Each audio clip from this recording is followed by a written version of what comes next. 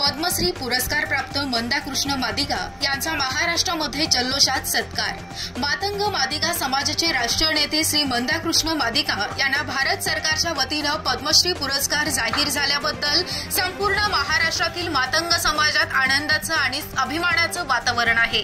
त्यांच्या या गौरवामुळे समाजात नवचेतना आणि सन्मानाची भावना निर्माण झाली।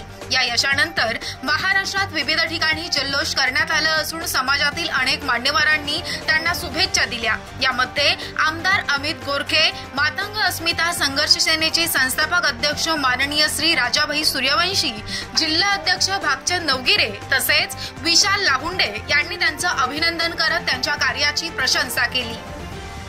श्री मंदा कृष्ण मादिगा यांनी अनुसूचित जातीतील मागासवर्गीय घटकांच्या न्याय हक्कासाठी लढा दिला असून एससी आरक्षणात उपवर्गवारी या मुद्द्यासाठी दीर्घकालीन आंदोलन उभं केलं आहे। त्यांच्या सामाजिक कार्याची दखल घेऊन केंद्र सरकारने त्यांना पद्मश्री हा प्रतिष्ठेचा पुरस्कार जाहीर केला। या गौरवामुळे मातंग मादिगा समाजाला नवी दिशा मिळेल आणि आगामी पिढ्यांना प्रेरणा मिळेल असा विश्वास महाराष्ट्रातील मातंग समाजाने व्यक्त केला।